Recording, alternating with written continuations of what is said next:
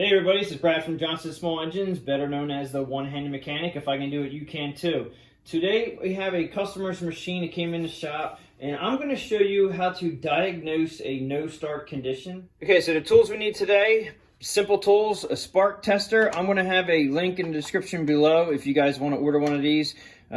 Rag, a bowl that you'll be able to catch fuel in that won't deteriorate. Like, don't use styrofoam. A glass container, aluminum. I'm using actually a dog bowl. That works great. Starting fluid. I do not like to use starting fluid much. I use it as a tool to see if the engine has a carburetor problem or a spark problem. That's all I use it for. 10mm wrench, a 13/16 socket for this spark plug that's in this machine, an extension, and a wrench, a ratchet to get the spark plug out. So right now we're going to go over and get started. The first thing I would like you to check is check your oil. If your oil has fuel in it, a lot of fuel, what it's going to do is you're going to wipe it off with your rag. Okay, you have these two little dots right here, and you don't want the oil level above that top dot. If your oil level is above the top dot, now this top dot, make sure your machine is on level ground when you're doing this. When you pull it out, and this one is actually right at the top dot, so we're perfect. There is no fuel in the oil, and that's a good sign.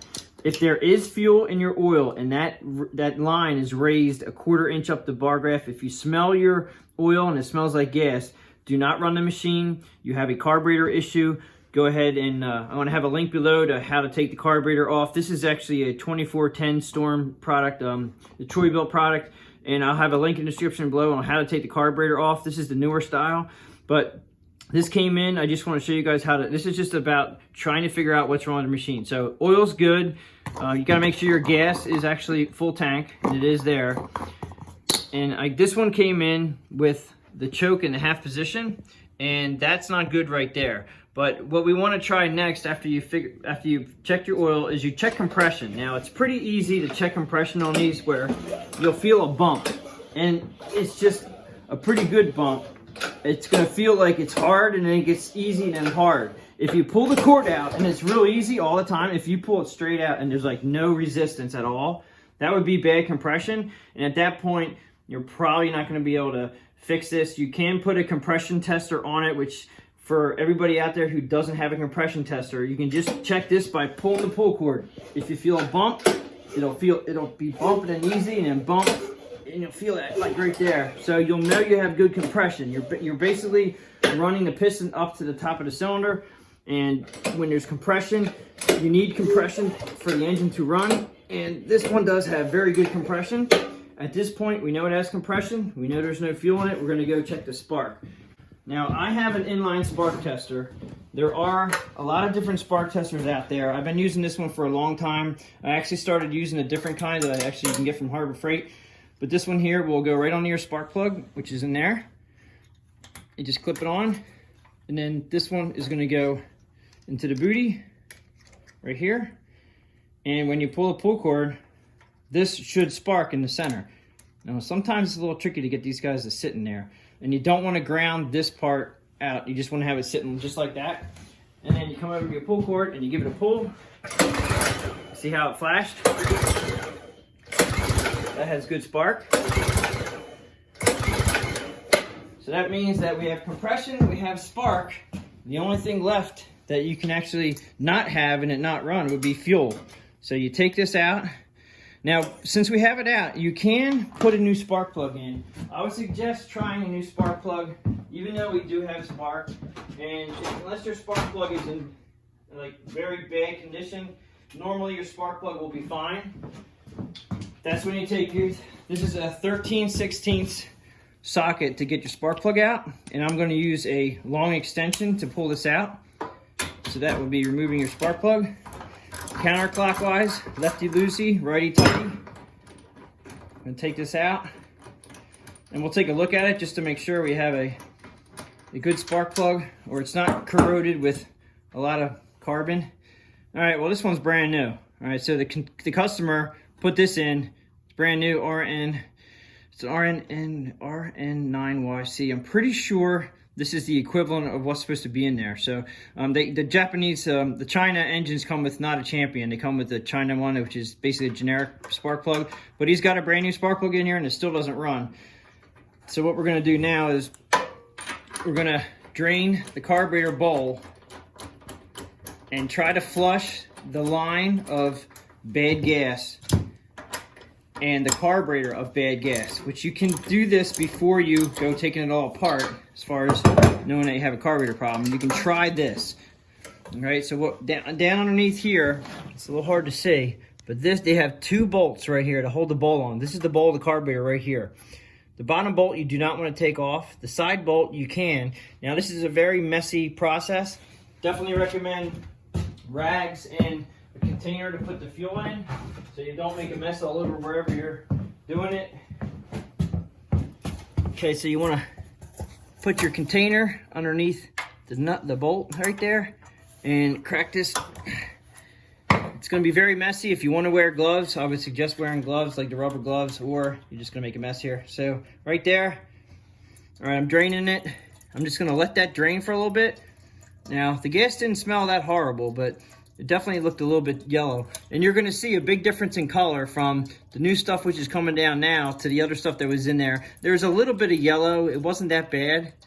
All right, so I'm going to let that drain a little bit more because we want to get everything out of the bowl and we want to get it down from the tank through the fuel line to the carburetor. If you take this bolt off and nothing's coming out, you obviously have a stuck float.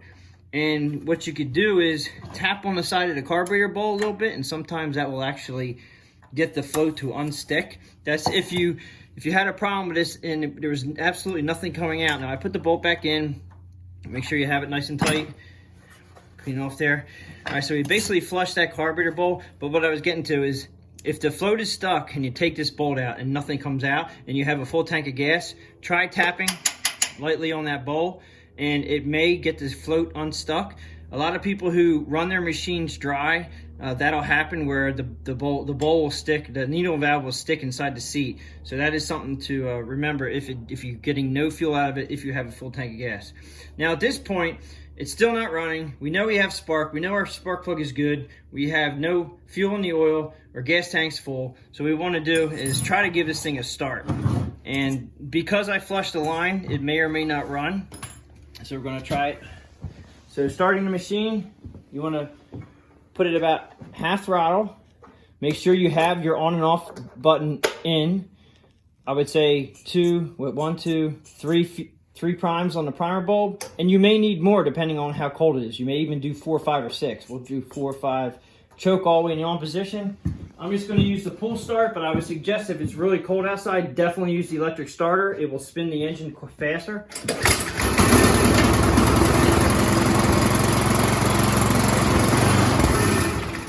Okay, so it actually ran on choke. So I got it to run on choke, but as soon as I put it over to run, it would not run. We're going to try to fire this up again.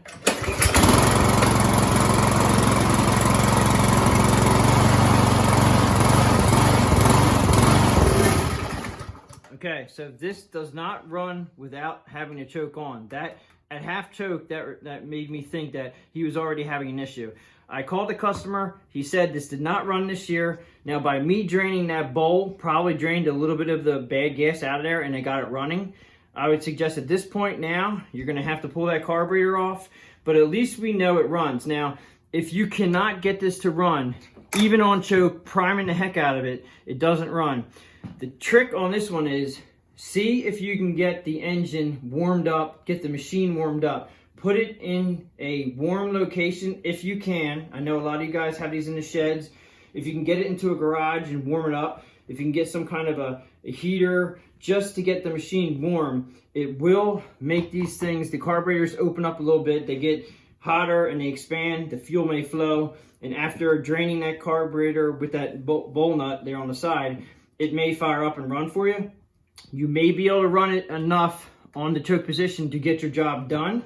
But obviously you do have to, rebuild the carburetor and remove it, which again, I'll have that in the link below.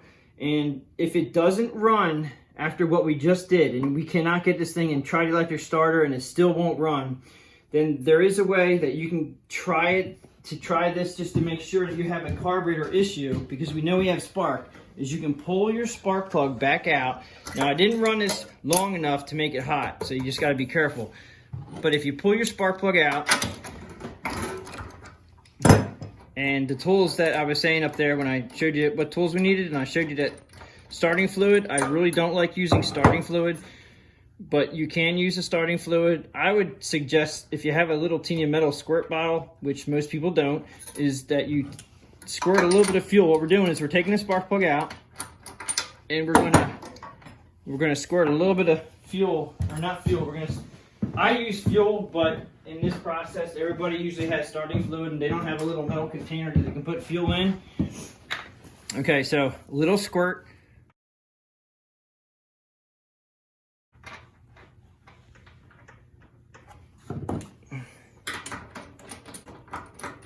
Gotta make sure your spark plug is snugged up. Reconnect your boot. Good shot again.